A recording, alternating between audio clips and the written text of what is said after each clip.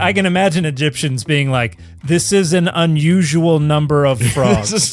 This feels excessive. Yeah, this feels excessive. Did you leave the fridge open? Because we have. Honey, what are you making? Because there's frogs.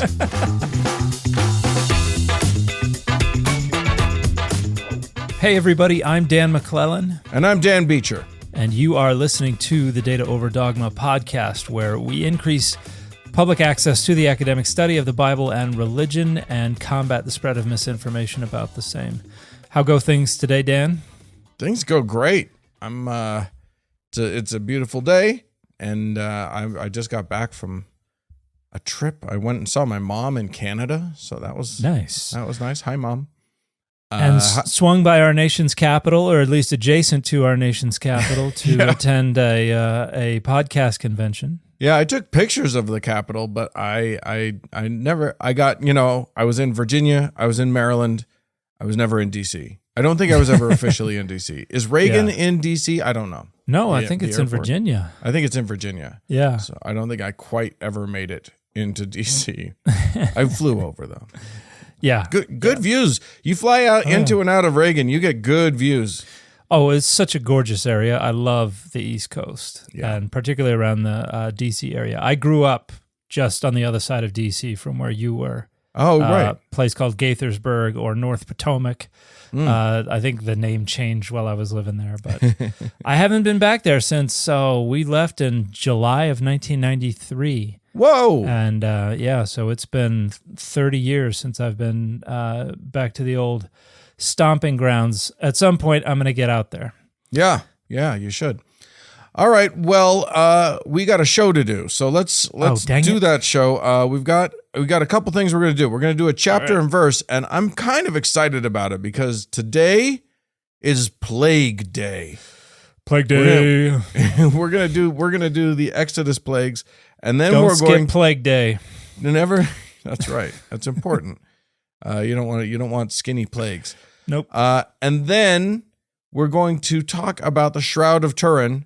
That's also very exciting and topical. I don't know. It shouldn't be topical, but it has reared its head again. Yes. And has suddenly started to come back with a vengeance. So. And in an untimely way. And I'll explain why. It doesn't make any sense.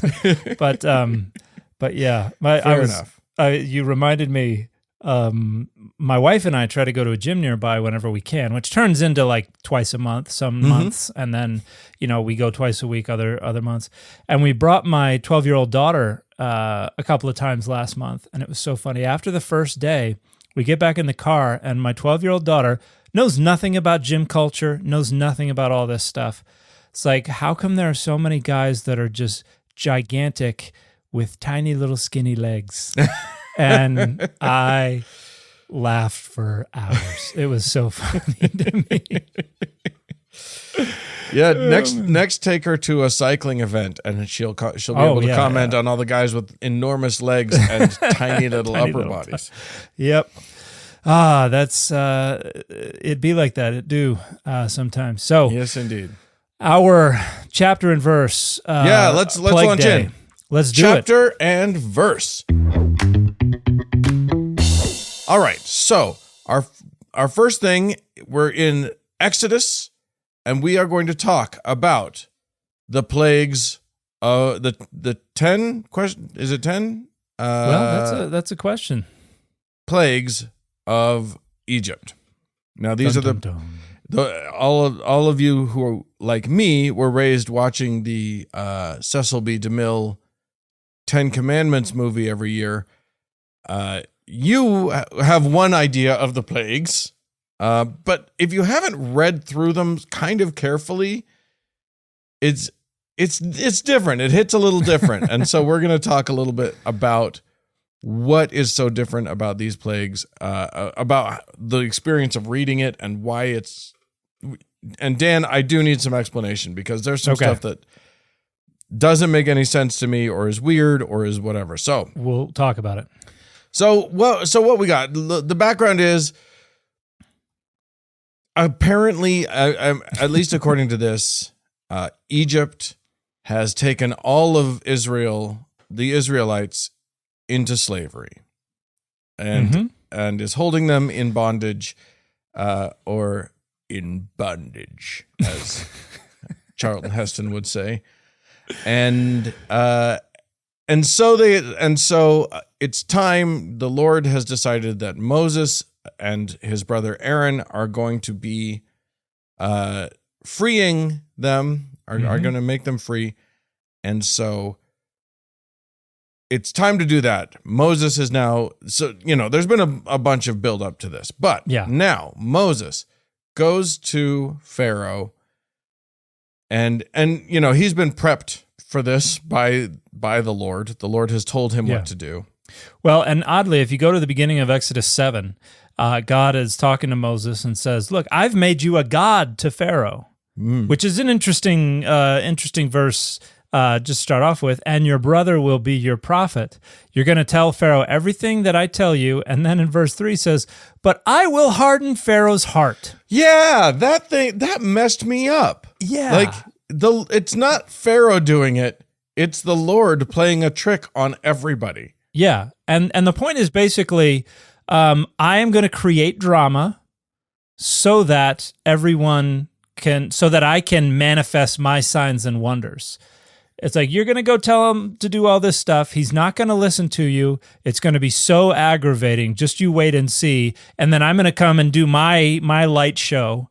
And then everybody's going to be like, wow, that Adonai, that was something. And it's not just a light show. Like people, people are going to die. Yes. And we're going to find out that like, it's not a small number of people that are going to die. No. So it's rough. It's rough. But the Lord says multiple times throughout the story, this is so that everybody in the world will know how big and powerful I am. Yeah. So, okay. So Moses is like, okay, so I'm basically just doing repetitions here for no reason. This isn't going anywhere, but I got to do it anyway. All right. Yeah. And it does feel like it's going through the motions, and we'll get to why. The first plague, we can skip the whole, like, Aaron turns his staff into a snake. Yeah. And then but what's important about that part of the story is that Pharaoh has his own magicians, presumably who pray to their own gods. And so when Aaron throws his staff down and it turns into a snake, they do the same thing, and their staffs turn into snakes. Right. Also. Well, there are two things to say here. One is that Aaron's serpent then consumes the other magician's serpent. It's basically saying our God's more powerful than your God. Right. But there is an acknowledgement in there that those gods are real. Exactly. And we talked about this in the previous episode we did on magic, that they just presumed there was magic all over the place. These people were getting away with it. It was real. And here the idea is, these gods are real. They have power, but their power doesn't compare. And then the other thing I was going to say is we don't have the prototypical Hebrew word for snake here. Oh. This isn't a snake. Clearly, anyway, it's tanin is the Hebrew word, which is the same word that is used for sea creatures or serpents or perhaps crocodile. So it's not clear exactly what the staff is turning into. Oh, okay. It certainly could be a way to refer to a serpent like a snake, but it could be something else as well. But whatever it is, the point is, okay, Egypt, you got your gods, but they're no match for our gods. This is the Harlem Globetrotters playing against the generals that they used to play? Washington Generals, something the Washington like that, Generals. And it's just for show because they're going to get stomped.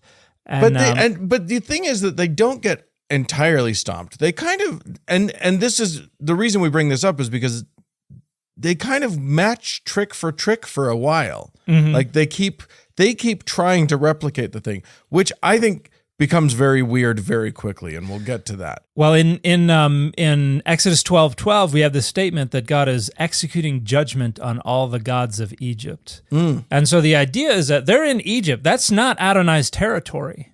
Adonai's territory is Canaan. And so Adonai is away from home court. There's no home court advantage for Adonai here, but Adonai is acting as kind of judge, jury, and executioner for the iniquities that are abounding in Egypt, which are attributed to their gods. And so part of the point of this, is to say, your gods have been naughty, and I'm executing judgment on them. Yeah. So now we come to Plague the First, water into blood. Water into blood. Now, in the Cecil B. DeMille thing, he touches the water with his staff, and it sort of water. The Kool-Aid. The red spreads out and whatever. Is it a practical or special effect in the DeMille film? Because I never saw it. I think it's practical. I don't know how, but it's some sort of weird effect. I don't know exactly. I think they probably did it was an effect of some sort. Anyway. Okay. In the book,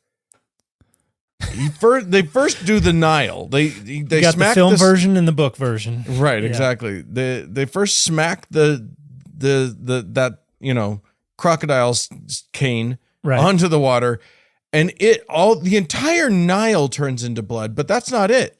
That's not all.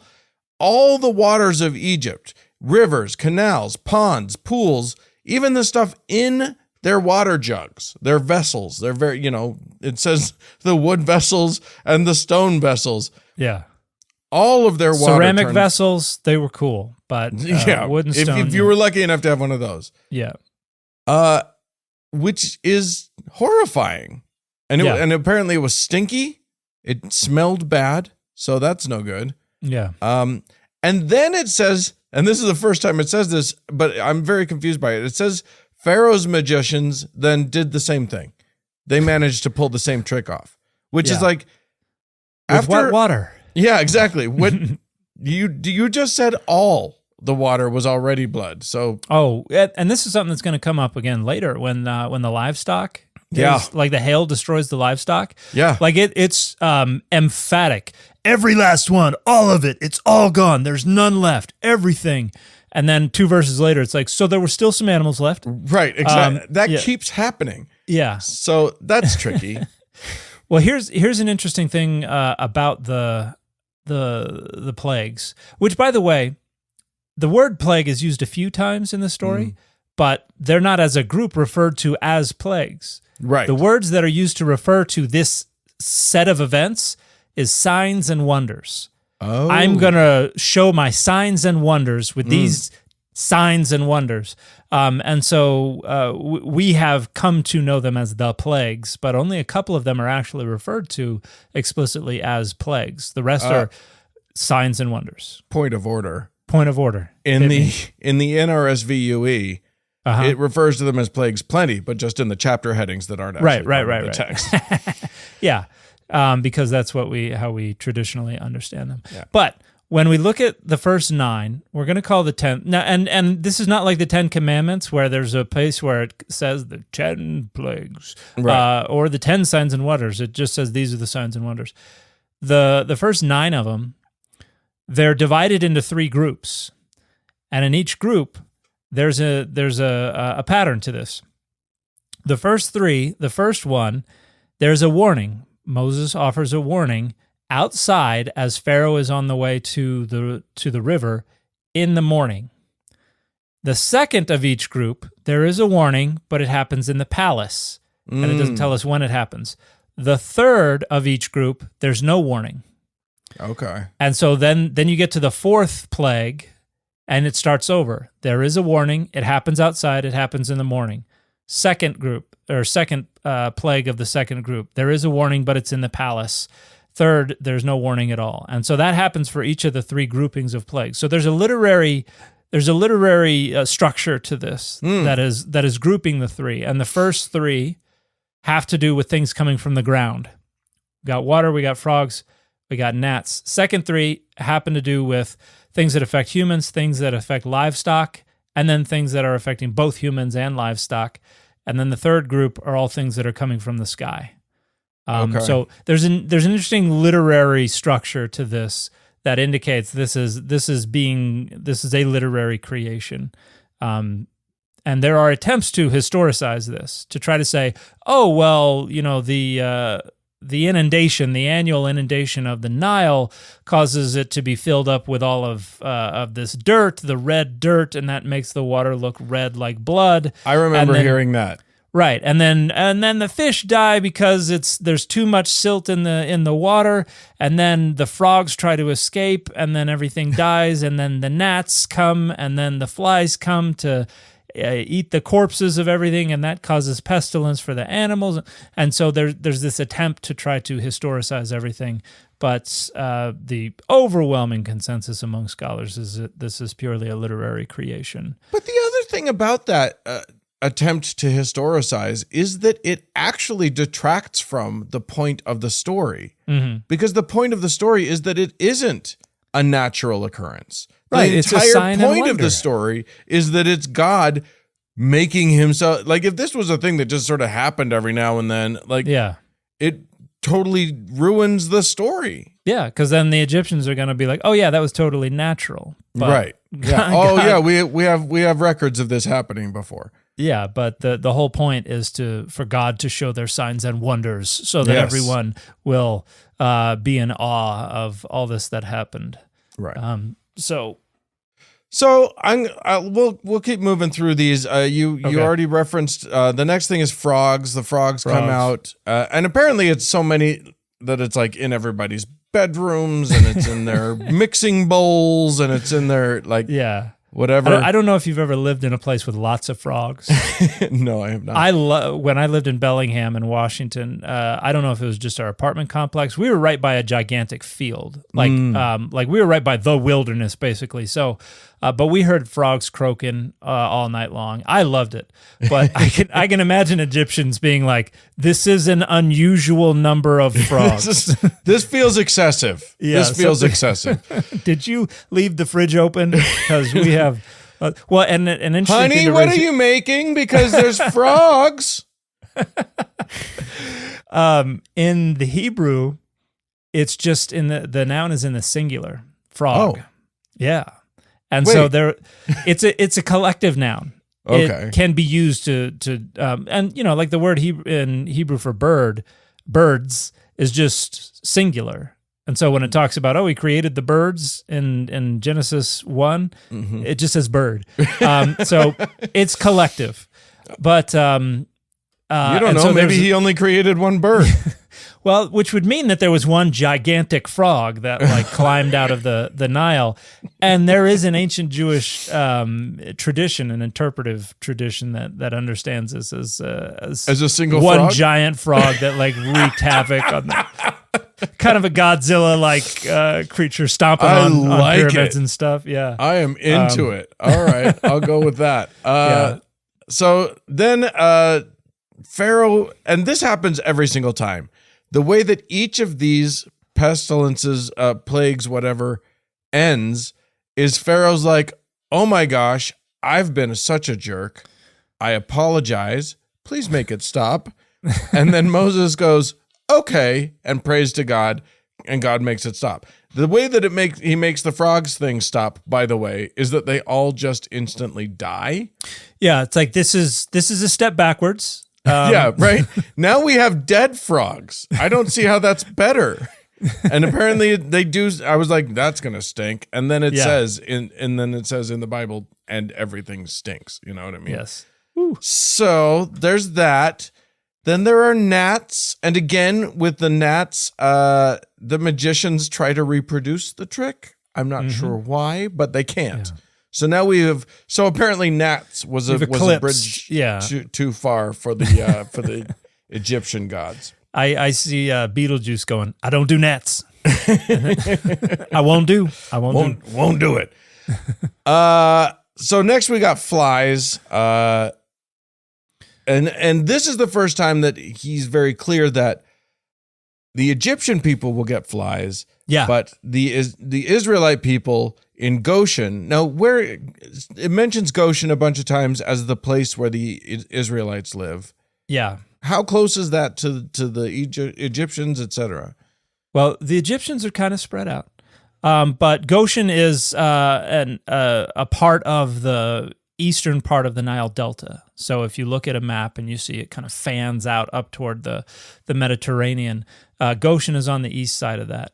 Now, depending on where you date these events that didn't happen, you might have the Egyptians being located in different parts of the Nile. But yeah, this is eastern Nile Delta area. Okay. All the way as opposed to, like, are we to imagine that Pharaoh and the Egyptians that keep getting referred to are in the Cairo area, or where are they? It depends on where you date them, but they're probably, we're supposed to be understanding them to be nearby. And so during the reign of Ramses, so it moved around a little bit. If you date it in the 1300s or the 1400s, it's going to be in different areas. Pi Ramses is the city that was built as the new capital for Ramses, and that's in the Goshen area. So that's like Eastern Nile Delta region.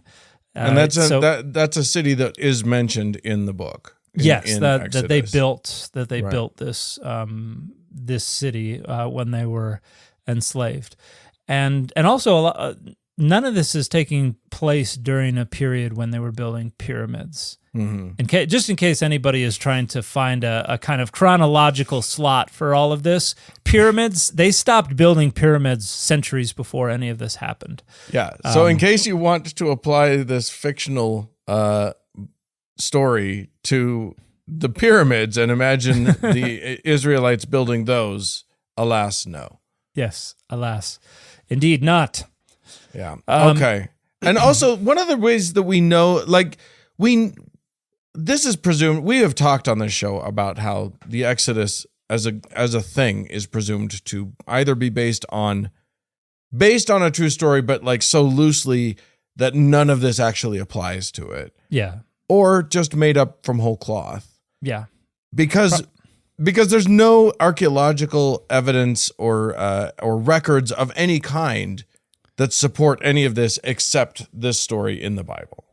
Right. There's some people sometimes will point to the Ipuwer papyrus as because it's talks about blood. It talks about the poor stealing from the rich. It talks about all this stuff that people try to squeeze into the round hole of the Exodus tradition. But in addition to the fact that most scholars think the story in the Ipuwer papyrus dates to several hundred years prior, it doesn't fit. It's talking about societal collapse. It's talking about invasion from the outside to exploit the weakness of the society, and it's talking about the inversion of all of the social hierarchy. And so that people will point to that, but yeah, for the most part, there's not a place to fit this. It does feel very much like the Egyptians might have written about all of these plagues happening to them. You know, remember that time when everything went horribly for us and then we lost 2 million of our of our labor force? And they would have attributed it, like people are like, oh, they're not going to write about, they only wrote about their wins. It's like, no, they wrote about their L's, but they just either said these people were mean to us, or they will spin it into a W. So yeah, there would have been something about all of this happening, since this would have fundamentally overturned their entire social infrastructure and way of life and everything. That this could not have escaped some kind of indication in the material and in the literary record, and we find nothing. We find pretty smooth transition in literature. The material remains, the reigns, the succession of rulers. It's all pretty smooth, apart from your regular intermediary periods, which you have from time to time.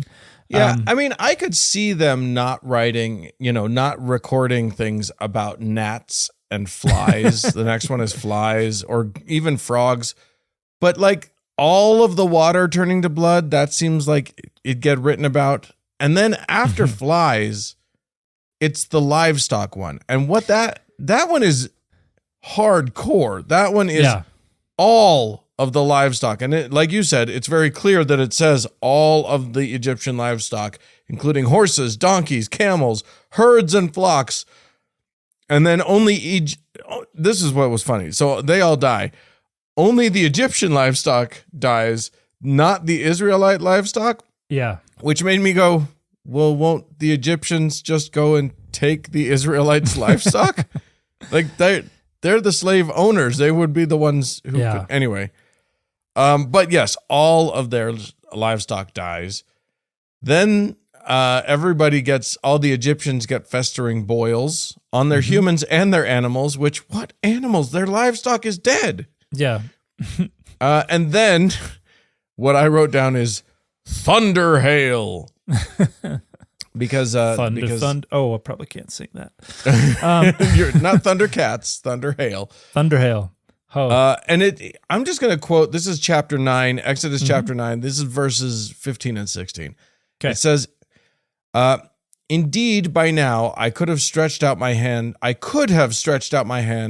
struck your people, and struck you and your people with pestilence, and you would have been cut off from the earth. But this is why I have let you live, to show you my power and to make my name resound through all the earth. Which, again, like when we were talking about... Even though you're not supposed to say God's name.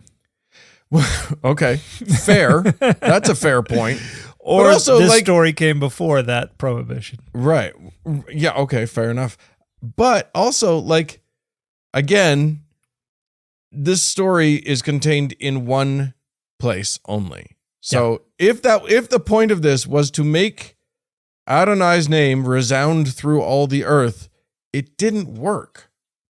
It resounded through their culture for a long time, but yeah. Well, and you even have the practice of Passover is explicitly intended to facilitate the remembrance of these events, right? But yeah, this is something that we see a lot. These signs and wonders are intended so that people will know that I am Adonai, or so that my name will be known. And we don't find much remembrance in the historical record beyond what is in the Hebrew Bible. Yeah. In fact, we can, when you look at the Jewish settlement at the Jewish garrison at Elephantine in Egypt, there are some passing references to the celebration of something that sounds like the Passover, but they never talk anything about this story. But yeah, it's. And then you've got the additional idea that when God sets their hand to recover all of the lost tribes and bring everybody back and effect this grand restoration, it's going to make the story of God leading the Israelites out of Egypt look look pale in comparison. I can't think of a funny comparison to make. But your vast trove of pop culture references has failed you. Yep. All right. So the thunder hail comes, and the thunder hail destroys not just so. And this is where it says you better bring in all that livestock from the fields, or it's going to be killed by the hail. Which is funny because you literally just killed the livestock. Yep. And this is where the hail destroys all the crops and, quote, shatters the trees. Mm-hmm. So now there's literally no food sources for presumably millions of people. Am I right? If there's no livestock, the fish are all dead. The crops are all dead. Mm-hmm. That feels bad. This is pretty scorched earth. Yeah. There's nothing to keep the Egyptians alive at this point, except for all the stuff that is down the street in the land of Goshen, where right? all of the Israelites are hanging out. And Pharaoh again promises that he's going to let everybody go. He pinky swears, he double dog dares them to please get God to stop raining fire hail on them. By the way, there's fire in the hail. I don't know how that's the case. And so they Moses says, "Hey, God, let up." And then a Pharaoh's heart gets hardened yet again, because we still have more things we got to do. Now we got locusts, which by this point, who cares about locusts? You know what I mean? Like, it feels like after all of this stuff, it's like, oh, bugs again? Okay, fine. Oh, bugs we can eat this time? Right? Oh, Food? darn. Thank you. Yeah. Yeah, but the bugs eat all of the remaining crops, which I guess the stalks on the ground or whatever. So yeah. And then a wind blows them all into the Red Sea. With and you can help me with this one, a footnote that says, or Sea of Reeds. Yeah, the Red Sea is a misnomer. And it probably comes from the fact that in ancient Greek, they referred to this as the Red Sea. That's not what it says in the Hebrew. Yam Suf means Sea of Reeds. And so in the Greek, some people think red, they use like colors for cardinal directions. And so some people think that this was like the sea to the south or something like that. But there's just this name Red Sea from Greek, and so we have taken to calling it the Red Sea after the Greek. But in Hebrew, in the Hebrew Bible here, it's Yam Suf. Okay, so, but we assume that's referring to the same sea. Yeah, most people are pretty sure it's the same sea. There's some people who think, it's a different sea. But yeah, most people agree it's the same one. Okay. And the Sea of Reeds was also what Moses ends up parting later on. Is that correct? Uh-huh. Okay. Ninth plague is 3 days of darkness, which would be annoying. That would be a problem. Yeah, well, it's not like they're living in northern Alaska. Right. It's like 6 months of darkness. That's right. Yeah. So, and then we get to the grand finale, which is, you referred to Passover before. This is the Great Plague. This is Israelites mark their doors with sheep's blood, and everybody else, the firstborn of their household, is killed, and not just people. The firstborn of their livestock, which there is no more livestock. But even then, if you happened to get a livestock back, now the firstborn of your livestock is also killed. Get livestock back. You went into to the store and said, "Give me a livestock." I need. All of my livestock were killed. I need at least one. Give me a livestock. So and there's an interesting thing. We haven't really talked about the Akedah on the show. Have we talked about the sacrifice of Isaac? I don't know. Oh, we need to. I don't know if we have. Because there's an interesting thing going on here. One of the things that some scholars think the sacrifice of Isaac, that story is doing, is something that this story might be doing as well. It might be coming up with an explanation for why we seem to have this command to sacrifice the firstborn child. Because in the end of after this story, there's going to be this idea that I killed all the firstborn children and the firstborn livestock of Egypt, and so now in remembrance of that, you're supposed to sacrifice your firstborn, but not really. You're actually supposed to redeem them, and then the firstborn of your livestock you're also supposed to sacrifice, except for certain among them you're supposed to redeem them as well. And so for some folks, this is an attempt to create kind of a narrative background, an etiology for this weird part of Exodus that says sacrifice your firstborn children. So that might be going on in the background here.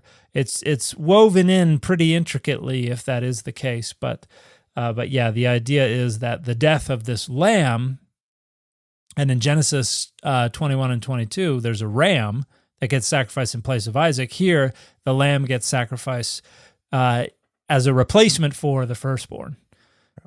So in that sense, it's reflecting things from other parts of the Pentateuch. All right. Well, there you go. That's there's some plagues for you. A little bit of plague talk for anyone who wanted it. It's a crazy story. It is That would not be a fun time. And also, yeah, I don't feel like Adonai comes off great in this whole story. In all of the Exodus story, Adonai is the one who he's his own antagonist. He's the one that keeps hardening the heart of Pharaoh. He's the one that keeps making, like you said, he's just causing drama. Mm-hmm. And you see this in a few different places.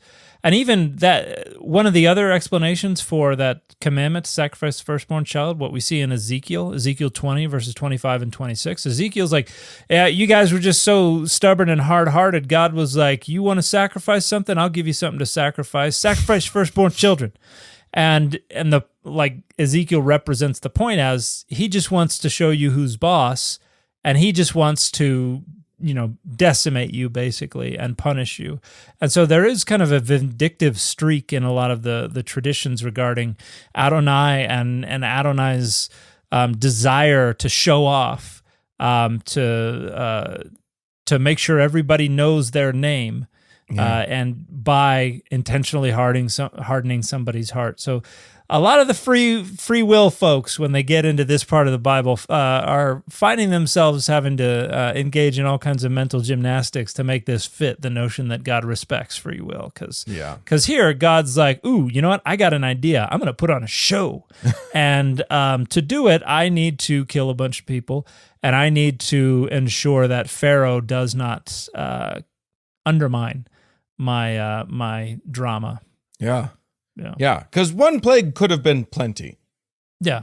I mean, that first plague, the water into blood, that should have been more than enough. Yeah. Pharaoh could have been like, oh, you're serious. Okay, cool. Yeah, go, damn, do your thing. I really liked that water, so bad.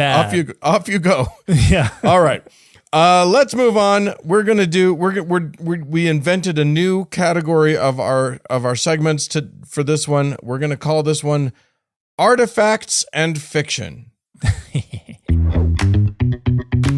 So there is an artifact. There is a thing. We know that it exists. It is a thing. And that is the Shroud of Turin. Mm-hmm. And it is just as a description, so that, I mean, most people probably know what it is, but just quickly, we are talking about a long piece of fabric, sort of kind of a burlappy sort of weave. Yeah, I think that has in it an image that looks like a bearded man in with like sort of a ruddy red color. So it's pretty faded. It's really, really long, and if it's a really long rectangular piece of cloth with some holes in it. But if you folded it in half, then you have the front and the back of image of this person. Right. And it's supposed to be the shroud that was used to bury Jesus. Supposed to be. I think you mean it was the shroud in which Jesus was buried, because a whole bunch of TikTokers have been saying lately that that's exactly what it is, and we know it for a fact. Yes, it has been reported recently that scientists have confirmed the authenticity of the shroud. Now, by the time this episode comes out, I don't know how dead this story will be, but at the moment, there have been several days of prominent social media personalities. It's going to be going strong. So refer people to this episode as needed. Yeah. So there a lot of reporting that scientists have confirmed this through new tests. But I just want to briefly cover the origins of the Shroud of Turin, because the first time it pops up in the historical record is in 1356 in a town in France.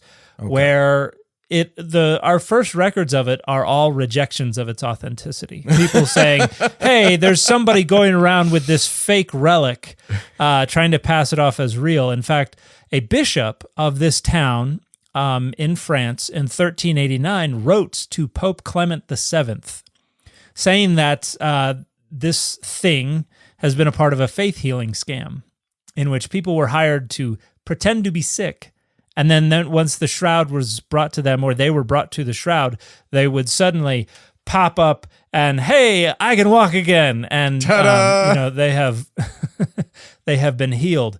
And according to this letter that was written to Pope Clement VII, after thorough investigation, they found the artist who created it, and he admitted to having painted it. What? 1389. So a mere 33 years after the first ever reference to the Shroud of Turin, we have people saying, yeah, it's a fake. We know who faked it. They admitted faking it. Oh, wow. However, it makes its way to Turin, where it has become cemented in the lore. Turin is Torino, Italy. Yeah. So there have been tests run on this thing for years. And in 2019 and then again in 2022, there were a team of Italian scientists who published a couple of papers in an open access journal called Heritage. And the 2019 paper was called X-ray Dating of Ancient Linen Fabrics. And then the 2022 paper was called X-ray Dating of a Turin Shroud's Linen Sample. And they're engaged in something called wide-angle X-ray scattering, which is... that sounds very sciencey. It is very sciencey, but it is new sciencey.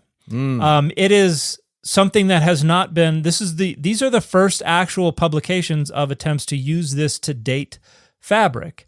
And so it is an innovative means of testing, and it has not been well established. It's just these two papers. And what they're suggesting is, look, we got some fabric that was found at Masada. So we can date very securely this fabric to the 1st century CE. Okay. And then we're doing this wide angle X-ray scattering analysis on that fabric and then this fabric and other pieces of fabric. And we're going to try to basically calibrate this way of testing it. And they claim that the results from the Shroud of Turin are consistent with 2,000-year-old fabric.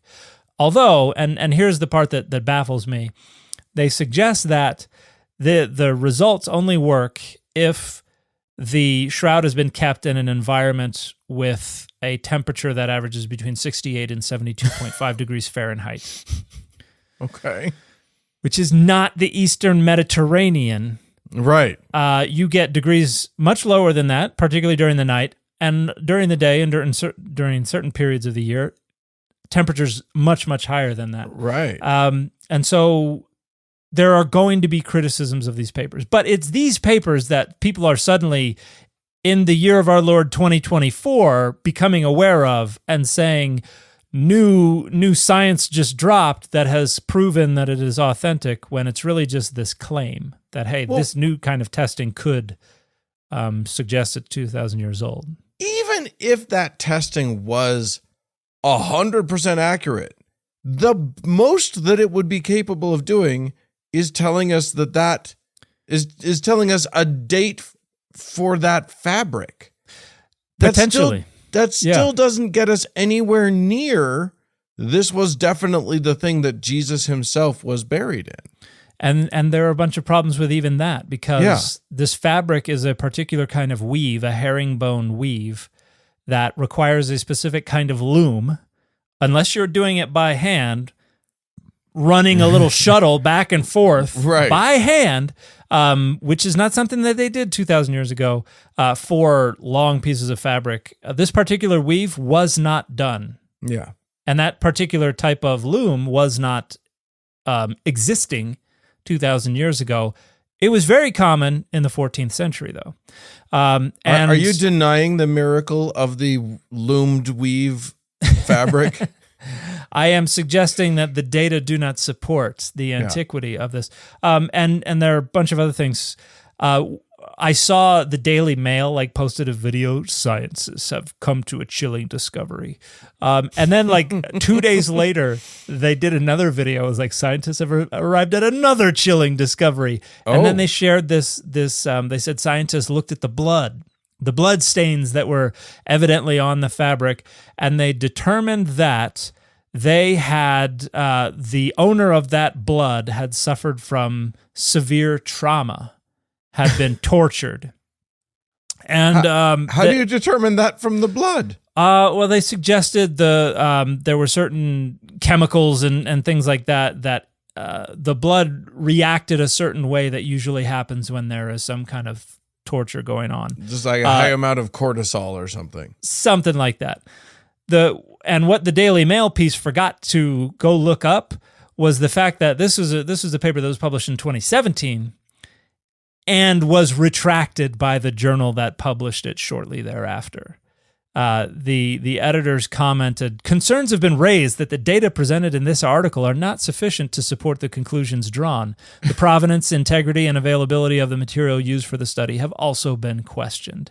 And then they go on to say that they're concerned that there are not sufficient controls to support conclusions referring to human blood or physical trauma, blah, blah, blah, blah, blah. Thus, we consider the main conclusions of the article are not sufficiently supported. So those scientists who published that study in 2017, most of those are the same scientists who published the studies in 2019 and 2022. And here we are shocked. Shocked, yes. I tell you. Indeed. So the chilling discovery is actually just a chilling misrepresentation of the science. Yeah. Now, it's so weird to me because even if all of the nonsense that has been presented about this turned out to be true, it's still not evidence of what they're claiming it's evidence of. Yeah. Like it's you know, if you can find that. I mean, I did a TikTok live fairly recently, and someone, you know, I was chatting with somebody, and she was a very sweet person, but was like this. They even tested the blood, and it was the same blood type as Jesus. And I said, how do you know what Jesus's blood type is? Where is that? Somewhere buried in Matthew? And it's like, and lo, the Lord was O negative. What are we talking about? Yeah. Yeah, there's an awful lot that is riding on faith, which is an interesting part of this, because you have what do they call them?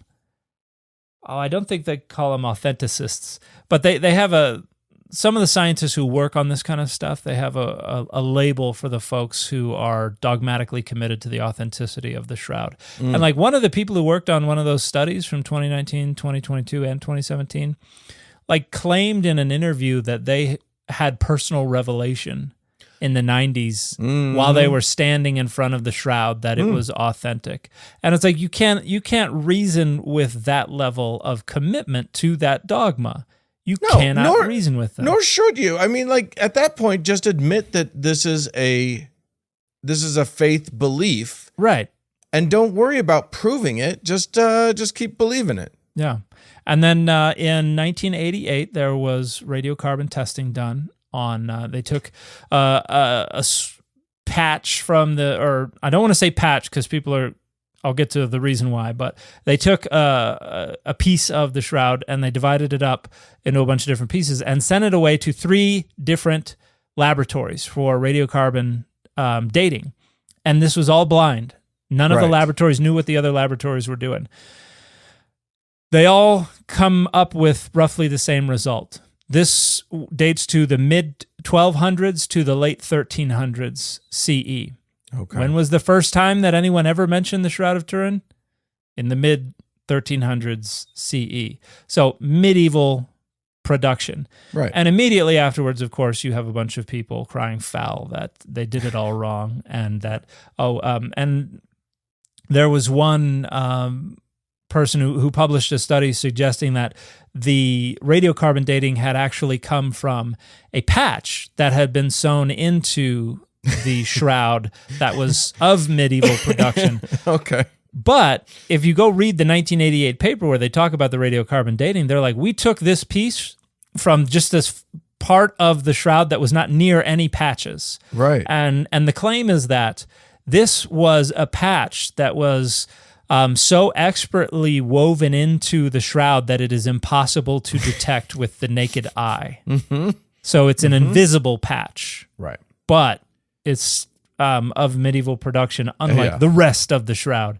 And but then there have been studies done more recently than that have said, no, we've re-looked at all of this stuff, and the argument that they're using for how this can be a patch doesn't fit the data. So you're going to have back and forth until the Earth crashes into the sun or the sun engulfs the Earth, whichever happens first.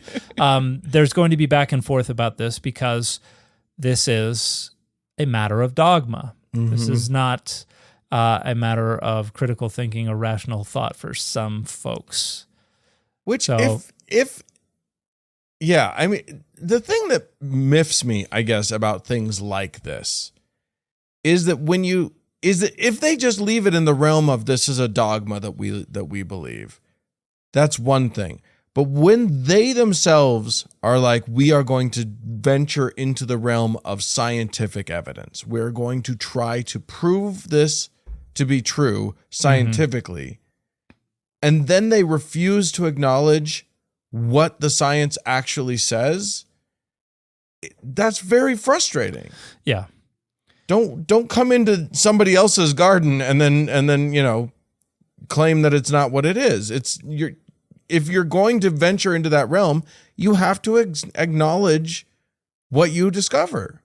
And that's where the cries of persecution ring hollow. It's like if you're going to start talking about scientific data, and you're going to start trying to prove all of this stuff, you're going to be criticized for it because you are in another person. You're in the realm of scientific inquiry.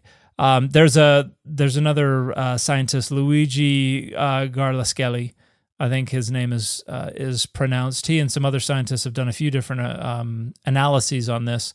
They looked at the blood, so there's supposed to be some blood stains on the shroud.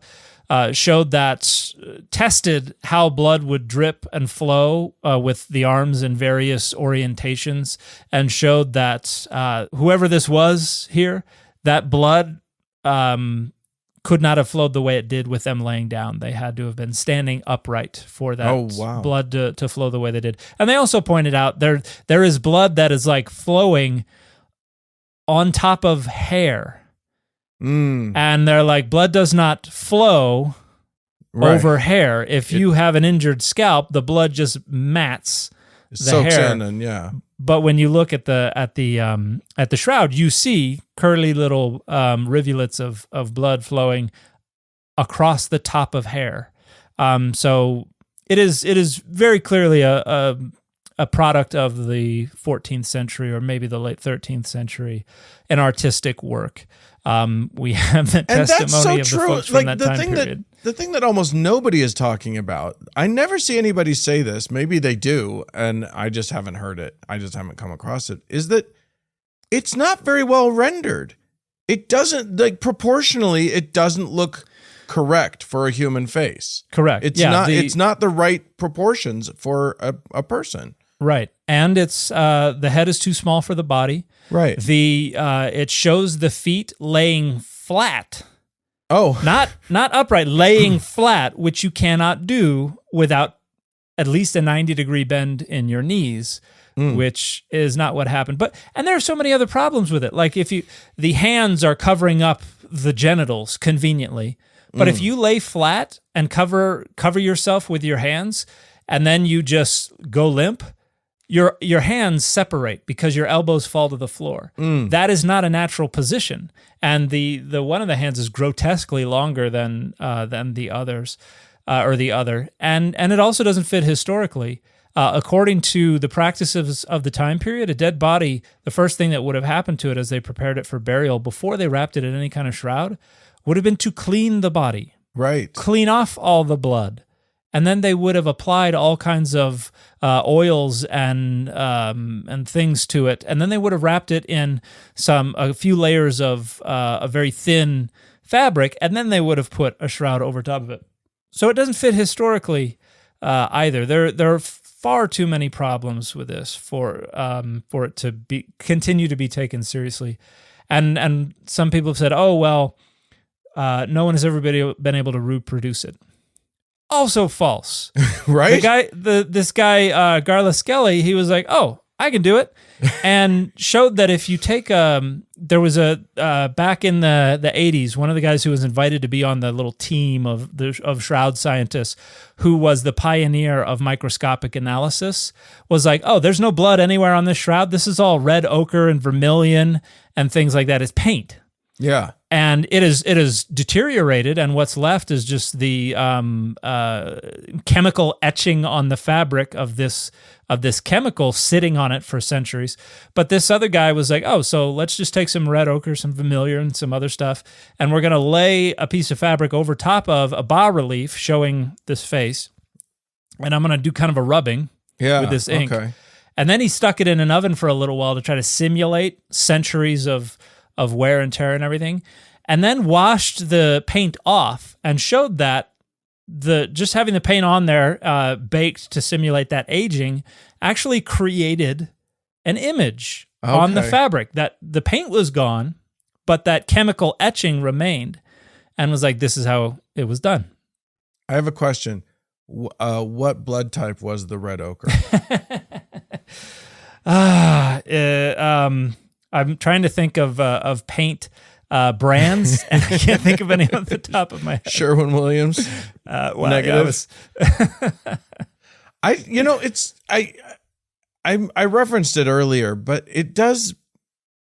I want to reiterate it. I don't know why. I got into a little bit of a, our friend of the show, David Burnett, posted on Facebook a thing about enough with the Shroud of Turin already. And somebody piped in and was like, because he's like, there's no evidence for it. And somebody's like, do you mean no evidence as in zero? Other than the fact it clearly displays the imprint of a man who suffered in a way consistent with the manner Jesus' death was described in the God. And I just thought, yeah, okay. That's what we see there.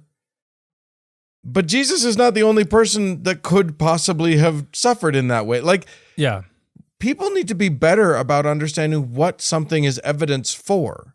And if you were going to fake something like this, you would try to make it match the story that you're trying to make. Yeah. If I'm a guy who's walking around with an artifact trying to tell people that they can have faith healings because of it, I'm going to try to make it look a lot like Jesus's shroud would look. I'm going to put holes in the hands. I'm going to put, crown of thorn blood on the head. And that's exactly what you would do. And the I don't know if you've seen this as well, but there's been, in response to the, science has proven the authenticity of the shroud, somebody used AI to try to recreate what Jesus would have looked like based on the shroud.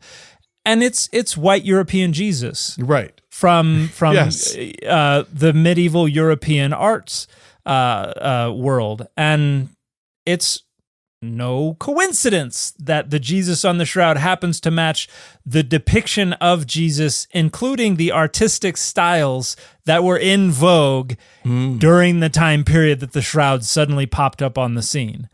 That's what we would expect. But as I am wont to say on my social media channels, learn to think critically and Google competently. That's right. And you can free yourself from the grips of these dogmas, and you'll learn an awful lot of cool stuff along the way too.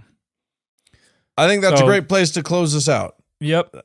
A good final message. Get out there and critically think and Google and competently Google, everybody. And that'll be it for the show. If you would like to help make our show go, and in so doing, get yourself access to an early and ad-free version of every episode, as well as the potential, if you're at the right level, to get the extra bonus content every single week, you can go to patreon.com/dataoverdogma.